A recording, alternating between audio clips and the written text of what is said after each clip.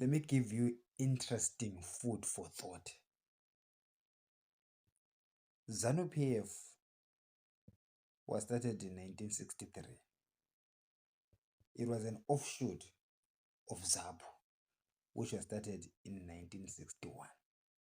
Now, what was happening in the 1960s? In 1965, the Rhodesians rejected the British monarchy. From 1965 to 1970, they were called Southern Rhodesia. And then 1970 to 79, they called themselves Rhodesia. Meaning that they had left the British. They're still white people, but they just were doing what America did to pretend. Now, what else was going on in the world during those days? That was after the Second World War.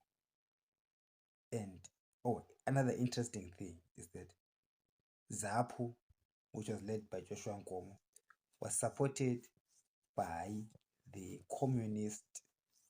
They were supported by Russia, right? Supported by Russia, and they were focused on mobilizing people in the towns. And when Robert Mugabe's faction left in 1963, they were inspired by the Chinese, and they focused on the rural folks. During those days, during those years, China and Russia were in good books. They were friends. China, coming out of the Second World War, remember I told you in the previous video that the Second World War had these countries that decided who is who in the world, the victors. China came out of the World War a victor together with Russia. Remember, China was invaded by Japan through the Japanese invasion of Manchuria. So when China eventually won the war against Japan, you know that Japan was defeated by the United States with the Hiroshima bombings and all the wars that the United States won in the Caribbean. No, not the Caribbean. It's the islands there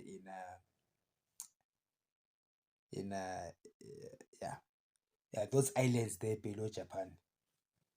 What did they call them? The Pacific Island, or the Pacific Rim Islands. So the United States won the war against Japan, right, for China. So China won the World War, the Second World War, together with Russia, together with the United States, with Britain, with France. They defeated Germany, and they became the permanent members of the United Nations.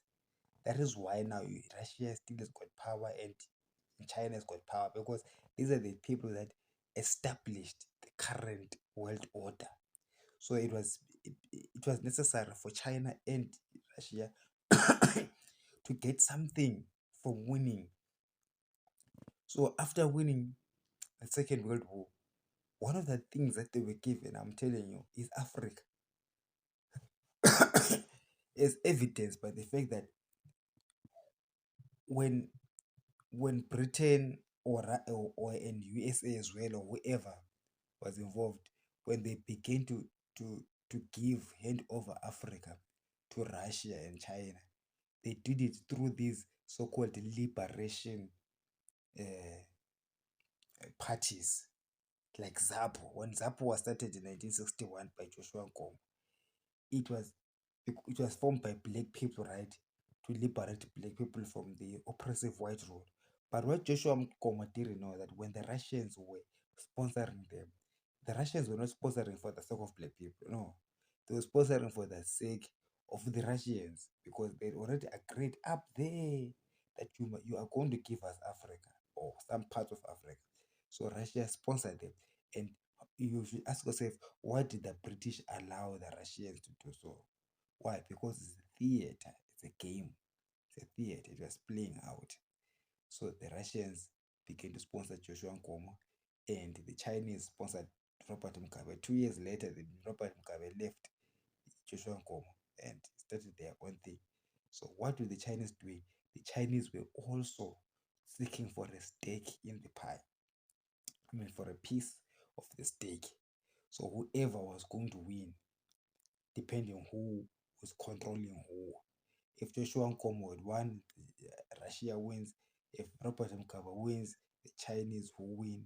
But you'll be confused by the fact that there was a Lancaster House agreement that happened in Britain. Therefore, Britain was already giving away. How that works, I do not know. But what I'm seeing now is that there was a certain understanding, whether it's a gentleman's understanding or it's some dealing six things that they signed secretly. But Zimbabwe was handed over to the Russians by the British after the Second World War, together with other countries. And you can see also how this not Smith, but we like to call it the Smith government, but Ian Smith only became president in 1975. But the white government that declared unilateral declaration of independence did so because they were fearing that because of African independence, it was gonna come to Rhodesia as well. So they broke away from the British realm because they didn't want independence in Rhodesia then, which means that the British monarchy wanted Zimbabweans to be free. Okay, but then the white people that were ruling Zimbabwe did not want it. That is why they had the unilateral declaration of independence to stop this thing of transferring European African colonies to China and Russia. So they were trying to stop it. So that is why China and Russia ramped up their efforts in Zimbabwe through ZAPU and ZAPU and ZANU-PF. So why am I telling you this? It's for you to understand that we actually are a colony of the Russians and the Chinese, and the Europeans know about it, and the Europeans gave us over to those guys. And for us to be free, it's not really freedom, but for us to get better, the Europeans have to win the war against Russia again for us to be pro-British again. And they were gonna be handed over to the British. You will not know. You will just see the events happening, but it's part of that deal of handing over this to the British if the British and the Americans win this war against Russia and China. So will that be the independence? It will depend on how the Americans and the British treat us, which is most likely that they will treat us better than than the those other guys. However, there's something that I want to tell you because we're on YouTube. There's something that calls for wisdom. Holy is God. I will not say it. Just listen to what I've told you and know where we are as Zimbabweans. The rest I will leave the Holy Spirit to finish with you privately because I'm not gonna say it here.